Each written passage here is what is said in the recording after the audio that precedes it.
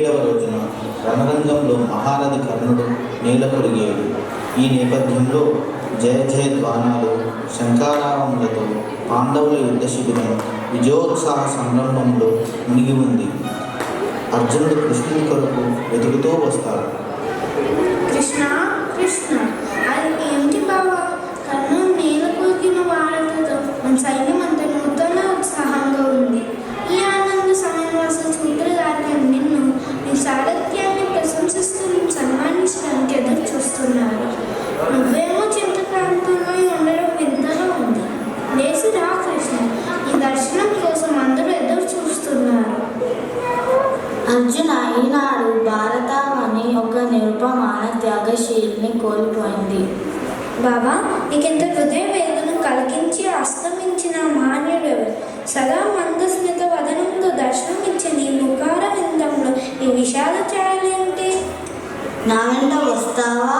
ముందు మహనీయుని దర్శించి వద్దాం. అంతకంటేనా? ఆ పుణ్యమూర్తి నేను కూడా దర్శించి తరిస్తాను. సరే పద. అయితే ఈ వేషంతో కాదు, బ్రాహ్మణ వేషధారణమై వెళ్తాం.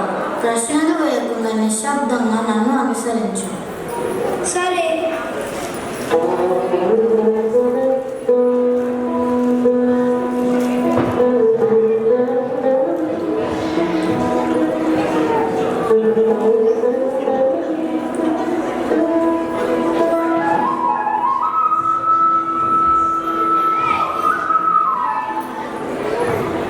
యుద్ధభూమిలో కర్ణుడు చీకటిలో మరణవేదనలో పడుకొని ఉన్నాడు. నలుగురు సైనికులు నాలుగు వైపులా కర్ణుడికి దూరంగా నిలబడి కాపలా కాస్తున్నారు. బ్రాహ్మణ వేషాలతో కృష్ణార్జునుడు అక్కడికి వచ్చారు.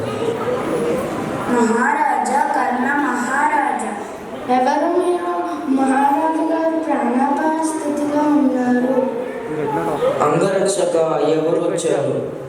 మీరు ఒక క్షణం ఆగండి. మహారాజు గారికి మనవి చేస్తాను. వారికి ఏం చెప్పమంటారు? ఇద్దరు బ్రాహ్మణులు వారి దర్శనానికి వచ్చారని చెప్పు. ప్రభు, తన దర్శనాలు ఇరువురు బ్రాహ్మణులు వచ్చారు. వెంటనే నా వద్దకు పంపించు. చిత్తం ప్రభు. నమస్కారం మహారాజా. ఎంతటి దురదృష్టవంతులం, తమని ఈ స్థితిలో చూడవలసి వస్తుందనుకోలేదు. బ్రాహ్మణోత్తములారా, రాజపుత్రునికి ఇది వీరోచిత మరణమే. స్వర్గధామానికి ప్రయాణమవుతున్న ఈ శుభ సమయంలో మీకు నేను చేయగల సహాయం ఏమిటో నిస్సంకోచంగా చెప్పండి. ఎలా చెప్పాలో నాకు నోట మాట రావడం లేదు. అయినా నీ ఆజ్ఞానుసారం మా రాకకు కారణం మనవి చేస్తాను. ఇతను నా స్నేహితుడు. అర్ధాంతరంగా ఇతని కుమార్తెకు వివాహం నిశ్చయమైంది. మీ పుణ్యహస్తాల నుండి కించిత్ బంగారమైనా లభిస్తుందేమోనని ఇతన్ని తీసుకువచ్చాను.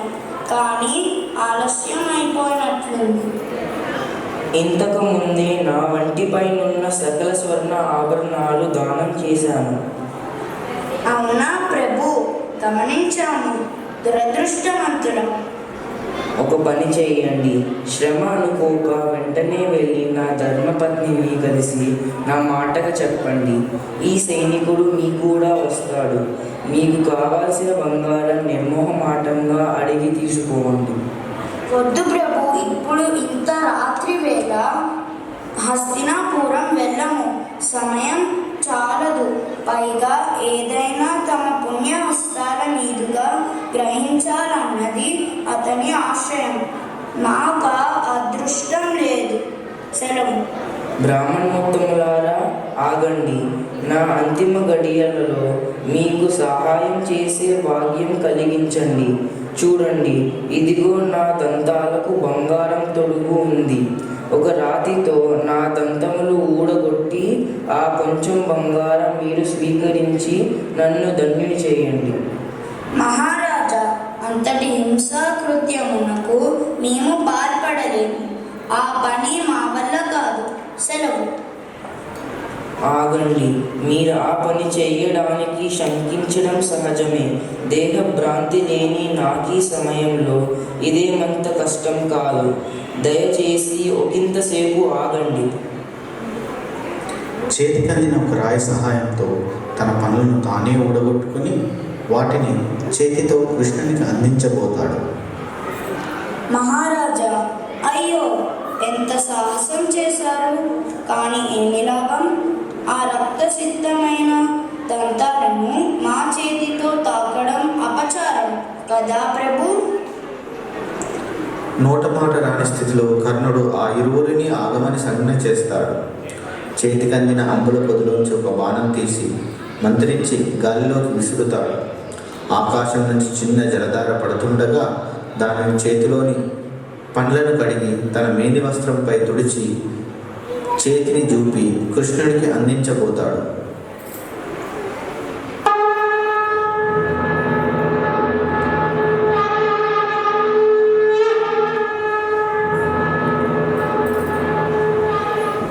మహావీర కర్ణ, ఎప్పటికీ నీ పేరు త్యాగానికి ప్రతిరూపంగా నిలుస్తుంది. నిన్ను కన్న ఈ భూమాత ధన్యురాలు. నీ ఇష్టం వచ్చిన వరం కోరుకో, అందుకే నేను వచ్చాను. అర్జున, కర్ణుని యొక్క నిజ స్వరూప స్వభావాలు నీకు తెలియాలని రమ్మన్నాను. కర్ణుడు ఎంత మహా త్యాగశీలియో చూసావా? ధైర్య సాహసాలతో, కీర్తి ప్రతిష్టలతో విజయుడువై చిరంజీవిగా వర్ధిల్లు. కర్ణ, ఏం వరం కావాలో కోరుకో. ఈ ప్రభుభక్తి పరాయణుని, శాపగ్రస్తుని ఏమి వరం కోరుకోమంటావు? ప్రాణభిక్ష పెట్టమని కోరుకోమంటావా? ఐహిక భోగ భాగ్యాలు కోరుకోమంటావా? ఇంకా నన్ను పరీక్షిస్తావా కృష్ణ? ముక్తి ప్రదాత, అంత్య సమయంలో నీ దివ్యమంగళ స్వరూపాన్ని కనులారా దర్శించే భాగ్యం ప్రసాదించావు. అంతకంటే కోరుకోదగ్గ వరమేముంది? కర్ణుడు సకల అస్త్రశాస్త్ర కోవిదుడు, అంగదేశపు మహారాజు, నిరుపమాన పరాక్రమశాలి. కానీ దుష్ట సాంగత్య ప్రభావం వల్ల దైవబలం కోల్పోయిన దురదృష్టవంతుడు. అయినా దాన ధర్మాలలో, త్యాగంలో సాటిలేని మేటి. అందుకే అంతిమ సమయంలో భగవత్ కృపకు పాత్రుడయ్యాడు.